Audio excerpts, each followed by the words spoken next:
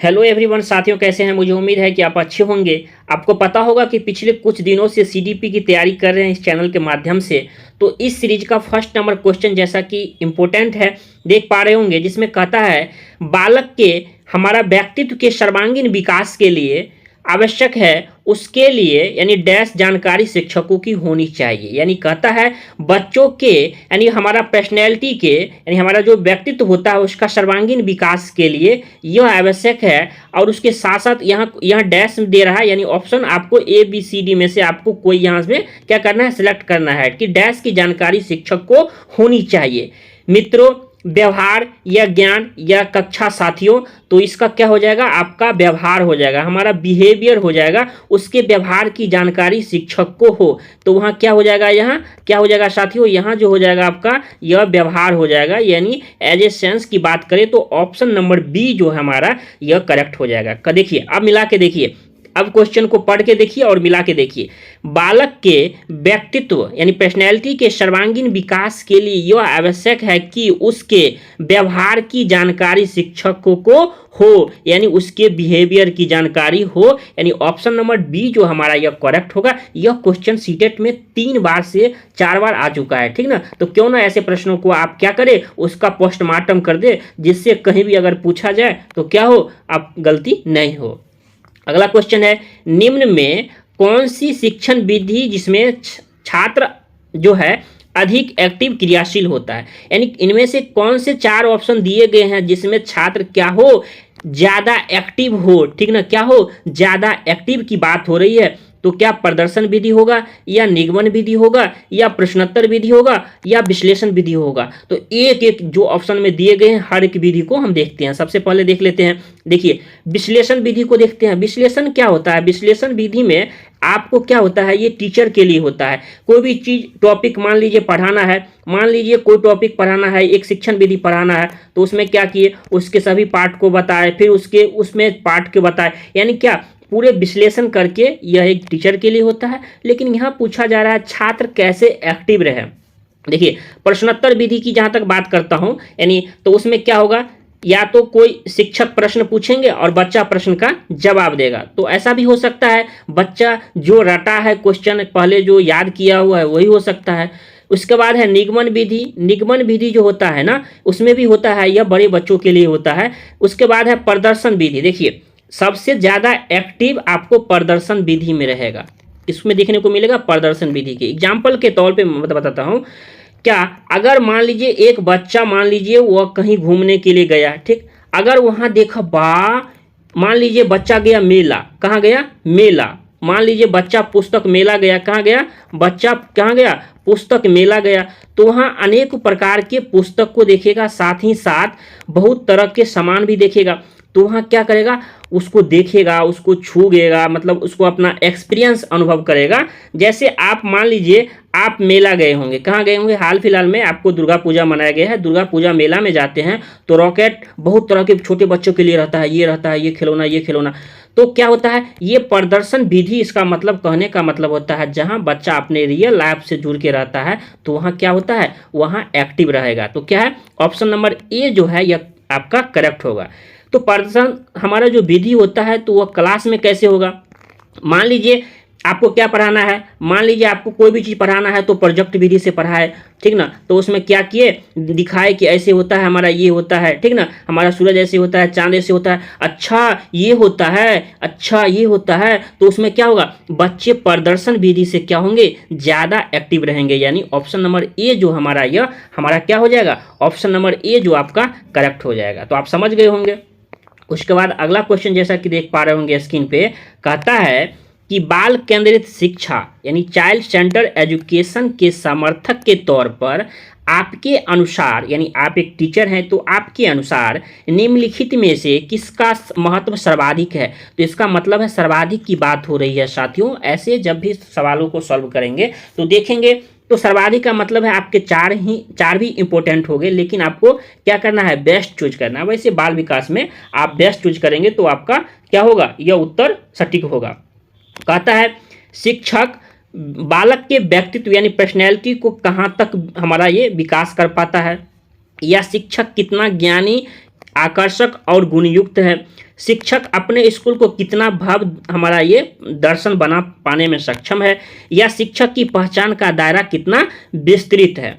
तो इसमें पूछा जा रहा है आपसे क्या कि चाइल्ड सेंटर एजुकेशन के समर्थक के तौर पर आपके अनुसार निम्नलिखित में सर्वाधिक क्या है, किसका महत्वपूर्ण हमारा ये सर्वाधिक है। तो देखिए बाल केंद्रित की बात हो रही है तो क्या देगा, ऑप्शन भी बालक के अकॉर्डिंग देना है, यानी शिक्षक जो है यह बालक के व्यक्तित्व यानी पर्सनैलिटी को कहाँ तक विकास कर पाता है, तो यह सबसे ज़्यादा क्या होगा, यह सबसे ज़्यादा इम्पोर्टेंट होगा, क्योंकि बच्चा के पर्सनैलिटी को डेवलप कराना ही एज ए टीचर का सबसे महत्वपूर्ण कर्तव्य होता है।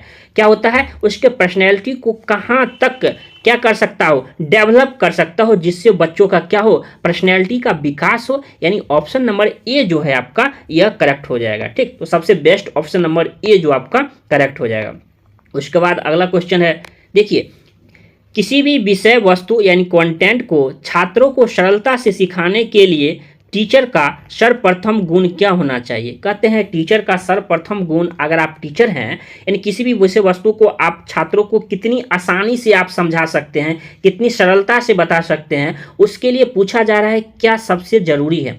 आत्मविश्वास, विषय वस्तु का ज्ञान, प्रभावी हमारा क्या अभिव्यक्ति, या सहर्षता यानी प्रेम की बात हो रही है।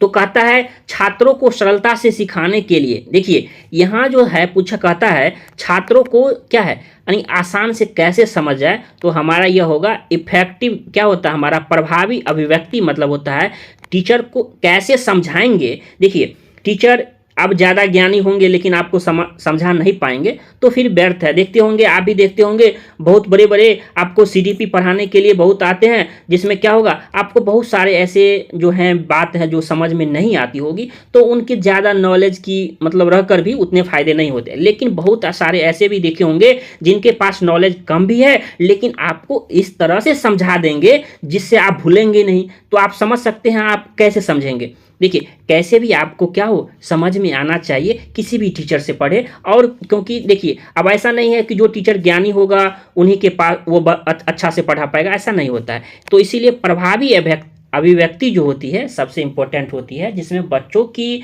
के साथ आपस में मिलजुल के रहने का भाव होता है, यानी इफेक्टिव हमारा जो अभिव्यक्त करता है, यानी ऑप्शन नंबर सी जो हमारा यह करेक्ट हो जाएगा। ठीक, अगला क्वेश्चन जैसा कि साथियों स्क्रीन पर देख पा रहे होंगे, जिसमें कहता है, क्या कहता है, एक छात्र की दृष्टि से विद्यालय में छात्र संघ संगठन के बारे में आपकी क्या धारणा है। ये सभी जो चुनाव होते हैं ना, आप कॉलेज में देखे होंगे कभी ये चुनाव होता है छात्र नेता का, तो उसी में स्कूल में भी होता है, कभी मॉनिटर बना दिया जाता है, कभी ये बना जाता है, तो ये कोषाध्यक्ष ये अध्यक्ष करके आप स्कूल में भी देखे होंगे। तो कहता है एक छात्र की दृष्टि से विद्यालय में छात्र संघ संगठन के बारे में आपकी क्या धारणा है। आपकी मतलब एज ए टीचर आप हैं तो आपकी क्या धारणा है, इससे कोई लाभ नहीं है, या विद्यालय में दादागिरी फैलती है। दादागिरी का सेंस होता है ये जो देखे होंगे, अच्छा ये उसकी अध्यक्ष है, अच्छा तुम ही बदमाशी, तो उसका दोस्त कोई बदमाशी करेगा तो कहेगा नहीं ये गलत नहीं है, लेकिन दूसरा कोई करेगा तो वो गलत होता है। तो इसको कहते हैं ये हमारा होता है दादागिरी, यानी कॉलेज में उनका स्कूल में उसका बस चलता है।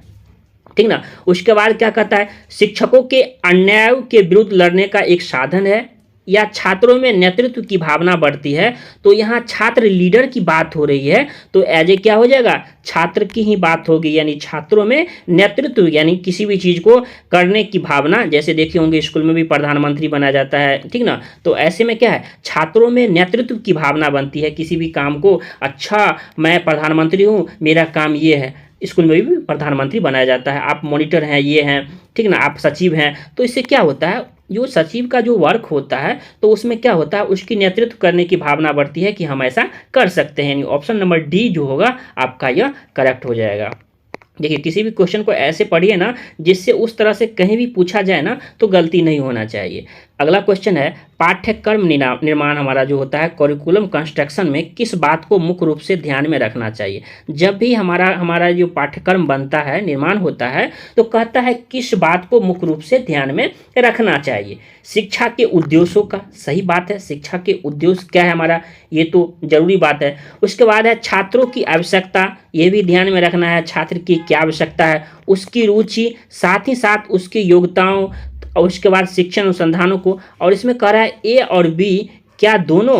तो क्या हो जाएगा ऑप्शन नंबर ए और बी जो आपका ये दोनों हो जाएगा, क्योंकि पहला जो कहता है शिक्षा के उद्देश्यों के बारे में, तो ये भी जरूरी होता है। छात्रों की आवश्यकता को भी ध्यान में रखना है, साथ ही साथ बच्चों की रुचि को कैसे छोड़ सकते हैं। अगर मान लीजिए बच्चों को अभी पढ़ने का मन नहीं है तो क्या करेंगे, ठीक है बच्चों बाद में तुम्हें पढ़ाएंगे, ठीक ना। उसके बाद है उसकी योग्यता का, उसकी हमारा क्या उसकी एबिलिटी है, उसकी क्या योग्यता है, ये भी रखना चाहिए। साथ ही साथ शिक्षण अनुसंधान को रखना चाहिए, ठीक ना। लेकिन यहाँ पूछा जा रहा है ऑप्शन ए और बी कहता है, ठीक ना।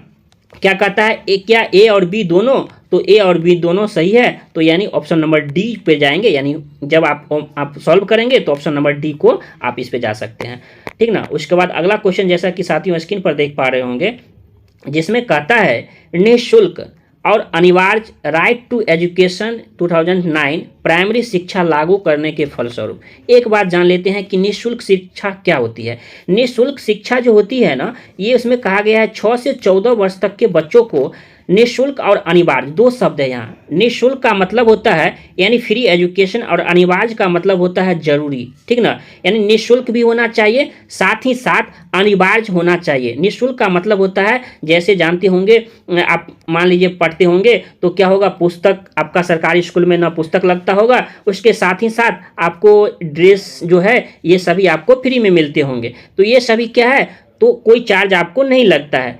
दूसरा बात आता है अनिवार्य की। अनिवार्य का मतलब होता है अगर अपने बच्चे को आप क्या करते हैं, अगर आप फैक्ट्री में काम करवाते हैं या कहीं भी आप काम करवाते हैं, अगर सरकार को पता चल जाती है या कोई कंप्लेन कर देंगे ना, तो क्या होगा, उस पर जेल हो सकती है, तो कड़ी से कड़ी सजा हो सकती है। तो किनको सजा मिलेगी, माता पिता को, साथ ही साथ जो जहां वो वर्क करेगा वहां काम। तो अनिवार्य निःशुल्क का मतलब ये होता है फ्री, और अनिवार्य का मतलब होता है जरूरी है।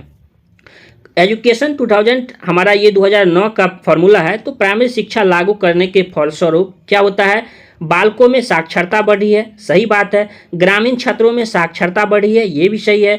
देश में साक्षरता बढ़ रही है, ये भी सही बात है। तो ऑप्शन नंबर डी कहता है क्या ये इनमें से सभी है। देखिए नई हमारा जो राइट टू एजुकेशन है ना, इससे एक प्रश्न और यह पूछा जा सकता है, यह भारत में पूर्ण रूप से कब लागू हुआ। तो कब लागू हुआ, 1 अप्रैल क्या हुआ, 1 अप्रैल 2010 को पूरे भारतवर्ष में लागू हुआ। यानी पूछा जाए कि आरटीई कब लागू हुआ, तो हमारा यह 1 अप्रैल 2010 को लागू हुआ, लेकिन इसका नाम जो है राइट टू एजुकेशन एक्ट हमारा 2009 कहलाता है। तो इतना समझे, चारों ऑप्शन को पढ़े, और यह कब लागू होता है 1 अप्रैल 2010 को, और उसका साथ ही साथ उसका नाम है राइट टू एजुकेशन हमारा एक्ट 2009, जिसमें आपने ये भी समझा कि निःशुल्क और अनिवार्य का मतलब क्या होता है। तो इसी तरह आप क्या कर सकते हैं, क्वेश्चन को पोस्टमार्टम कर सकते हैं। यानी क्वेश्चन ABC जो है ना, डी हमारा है ना, तो उसको ऐसे से पढ़ना है, क्या करना है, ऐसे को तैसे कर देना है।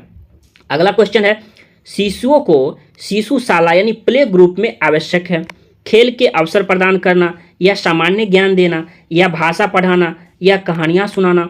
तो हमारा ये प्ले ग्रुप में होता है, जिसमें प्ले ग्रुप में क्या होता है, खेल के अवसर को क्या करना, प्रदान करना, ठीक ना। जहाँ ये शब्द है ना खेल के अवसर को, वैसे भी बच्चों को ज़्यादा से ज़्यादा किसी भी क्षेत्र में अवसर देना चाहिए, लेकिन यहाँ बात कर रहा है प्ले ग्रुप की बात कर रही है, खेल ग्रुप की बात कर रही है। तो क्या करेंगे, बच्चों से ज़्यादा क्या करेंगे, खेल के अवसर को ज़्यादा से ज़्यादा आप उसमें बच्चों को अवसर देंगे। यानी ऑप्शन नंबर ए जो हमारा यह करेक्ट हो जाएगा।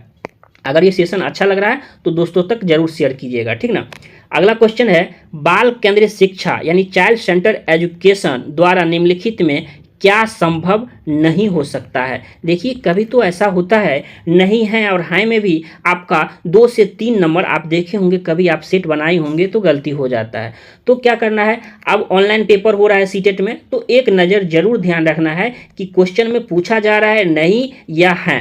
तो इसमें पूछा जा रहा है क्या संभव नहीं हो सकता है। तो एक एक करके ऑप्शन भी देखते हैं। ऑप्शन क्या कहता है, पहला ऑप्शन है बाल मनोविज्ञान यानी चाइल्ड डेवलपमेंट की सहायता से बच्चों के पाठ्यक्रम में सुधार। तो ये तो संभव हो सकती है, क्या चाइल्ड डेवलपमेंट की सहायता से बच्चों के पाठ्यक्रम में जो सुधार है तो उसको सुधार तो किया जा सकता है, ये बात तो सही है।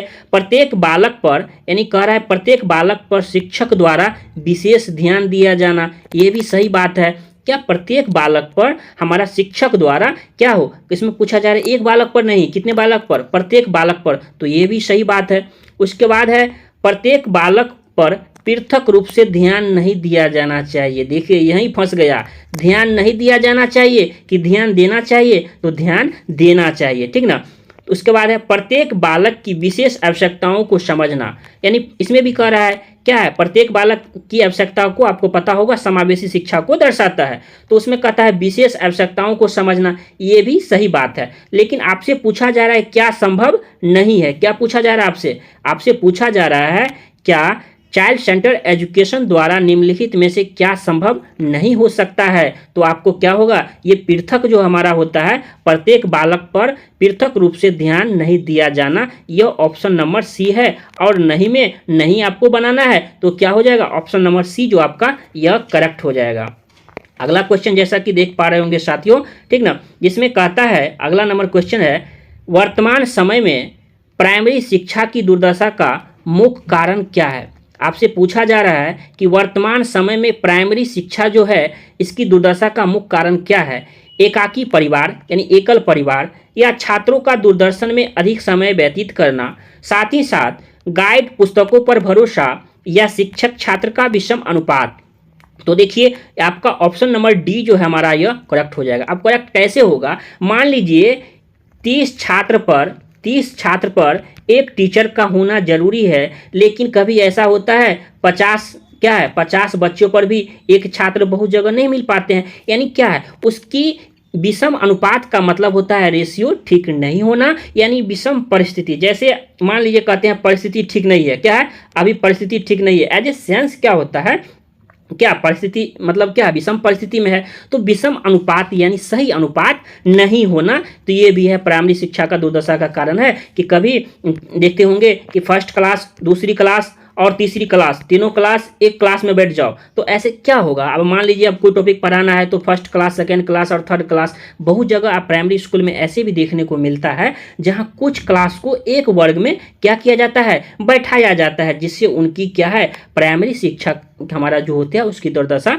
अच्छी नहीं कही जा सकती है। तो इस प्रकार इस वीडियो में आपने 10 क्वेश्चन जो कि सीडीपी के टॉप क्वेश्चन जो कि आपकी परीक्षाओं में आने की पूर्ण संभावनाएं रहती है तो आपने डिस्कस किया। यह सेशन कैसा लगा कमेंट करके आप जरूर बताइए, और मुझे उम्मीद है कि यह सेशन अच्छा लगा होगा, तो प्लीज़ दोस्तों तक इसे जरूर शेयर कीजिए। जय हिंद, जय भारत।